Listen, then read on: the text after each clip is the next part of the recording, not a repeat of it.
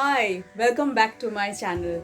Today I am going to make this midi. You will see this midi on the screen. So I will be making this midi, and to make this midi, guess what? I am going to make it from a sari. Yes. So this is the sari that I am going to use. I have already draped it on this dummy.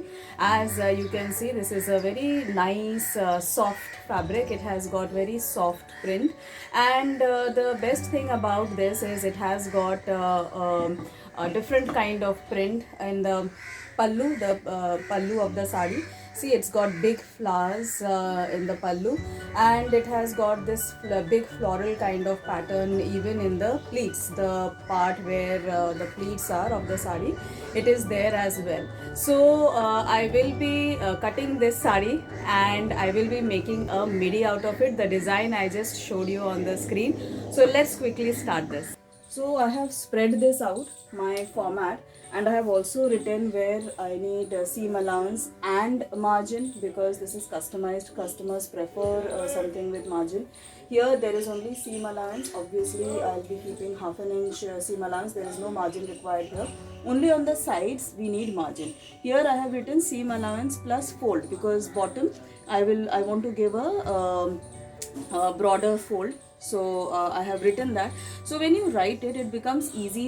You remember, what you have to do while cutting, because otherwise there are so many processes involved that it gets a little bit confusing. So now what I do, I generally don't use a tailor's chalk. I use this kind of gel pen. I will just mark this entire thing, and now I'm just marking it.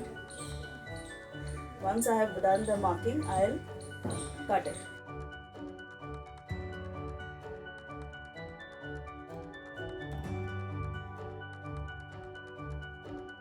So for neck, I don't keep a lot of seam allowance, little bit more than 1/4.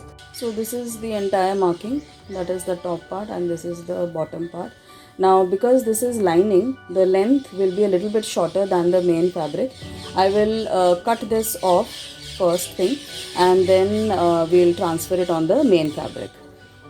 Exactly same way I have traced out the back side also. So for the back side, it's one single piece. Notice that there is this center thing. This is in the design, which I will be using in the main fabric. But for lining, I don't need that, because there is no dart, no nothing. So lining is one full single piece. Okay, so I've traced it out. I will cut it, and then we will move on to the main fabric. So I have placed this lining here on the main thing. So while placing, I wanted the big flowers on the top. So you have to be, you have to see where the flower is. And because I wanted the flower on the top, see, I am having so much of wastage. So it is bound to happen. This happens in a sari. Also unwanted things. For example, these lines. I don't want these lines. So you have to make sure that these two are also removed. And I have pinned it with the sari nicely, so that while cutting it doesn't move. So now I'll just cut this.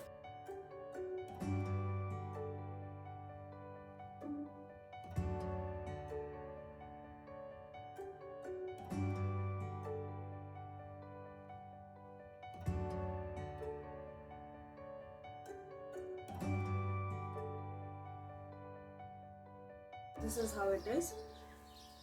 This is on the other side. See, on the other side also I've got the big flowers, and on this side also there are flowers. So I have cut the top part. Now in the same way I will cut this bottom part. So for the bottom part I will be using this plain the part of the fabric which does not have the big flowers. I'll spread it out and cut exactly the way I just cut the top part. Okay, so let me just do this and then come back to you. So I have cut the front and the back side and laid them out to show it to you. This here that you see, this is the back side. So this is the top part of the back side. This is the bottom part of the back side. So you see, bottom part has only the vertical lines, and this is the front side. So that is the top part of the front side, and this is the bottom part of the front side. So as you can see, the top parts both have big flowers, the floral side patterns, and the bottom parts have only the stripes. Okay, so next step is to stitch and put it all together. I haven't cut the sleeves yet, so again I have to do that as well. I have already cut the sleeve block as per the customer's measurement, and I have cut the fabrics also. And obviously, there are two sleeves, so I have cut two pieces of fabric for the sleeve. I have marked the front and the back of the sleeve. So once it is done, it becomes once we cut it on the fabric, it's difficult to remember which is front and which is back. So what we do is, what is generally done is, they put a notch like this. Okay, the masters and the tailors, they put a notch like this. So this notch indicates that this is the front side of the sleeve, as in it will be attached to the front arm side. Okay, and this is how the sleeve is. Now what I will do is, around this I want to make a cuff like a pattern as per the design. So I will just cut straight fabrics, and I will make it is like a cuff, but it will be folded upwards. So that is what I am going to make. For that I will just be using the fabric which is the floral part, and I will just cut two straight pieces of fabric and I will make the cuff. For that I will be using fusing, because a cuff is generally a little bit more stiff. So I'll iron on the fusing onto the fabric once I have cut the main fabric, and it will get nicely stuck, and then I will finish, I'll stitch it up, and once the stitching is done, I'll attach with the main sleeve and finish the edge of the sleeve. So this was part 1, that was only the cutting. In the next part we will see the stitching of this midi.